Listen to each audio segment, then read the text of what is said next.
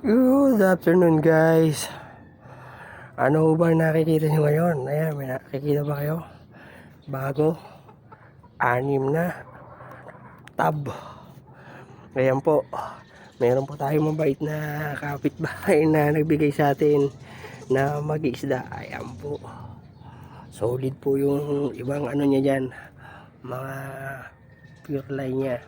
Pagka ano babalik na lang natin kayo ba kaya pag tinignan nyo magkakahalo kasi pinag-cross niya yung iba, pero gagawin natin ibabalik natin uli yung dapat magkakasama para yung ano natin puro yung string. So tsaka yan, ang gaganda, ang lalaki ng big mama yung mga ano ni tatay. Ito yung kanyang EBM. Yan, ang dami mga fry Ayan yung kanyang male at saka yung ano.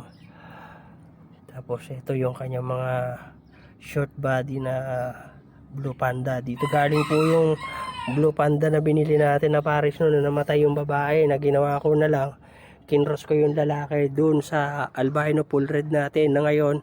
Kanina ko lang din napansin nung pinakain ko na sila nito pagkagaling natin dun sa bukid, may drop na po, nag-drop na po na andun, ayun po, may dinrap na po yung isa nating ano dyan, female.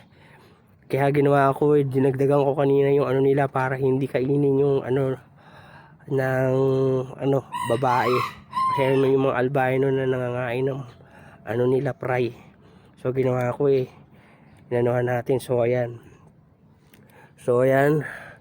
ito tayo gagawin natin pagkano pagkasama-samahin natin, kukunin ko uli yung magkasama kasi maghalo na yung feed dirt. Ito cross niya na ito ng ano, yung feed dirt yung mga male, tapos yung meron siyang female na kasama rito na EBM. Ayun pa yan, ang daming mga anak po na maliliit.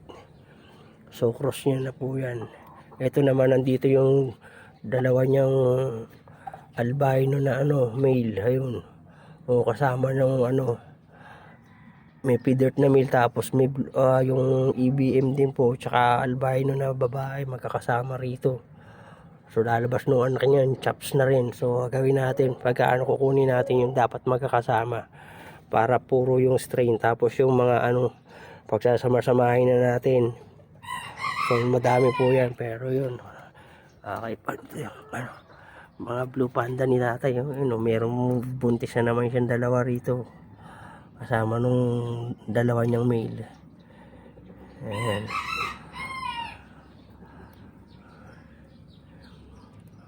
So pag ano pipili tayo dyan ulit ng male na female na ano, iaano natin dun sa nasa atin na ayun, madami naman female, pipili tayo. Tuntua ako rito sa ABM niya na to.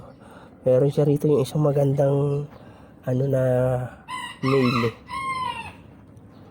na parang blue green yung ano ng buntot pagkat inano mo ng ilaw guys. Hindi ko alam kung dito nakalagay o naan dito sa kabila. Ito, ayun na yun. Kita nyo, ayun yung mayroong parang puti. Ang ganda po yan guys.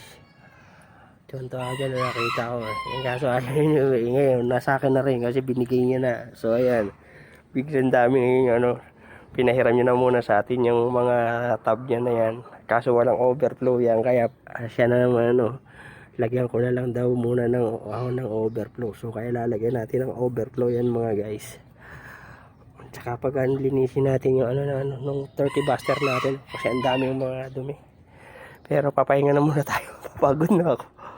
So yan guys, sana nagustuhan nyo yung ating ano ngayon, na biglang dumami ngayon yung ating mga isda. So maraming salamat sa panonood. Thank you for watching. God bless at happy fish keeping.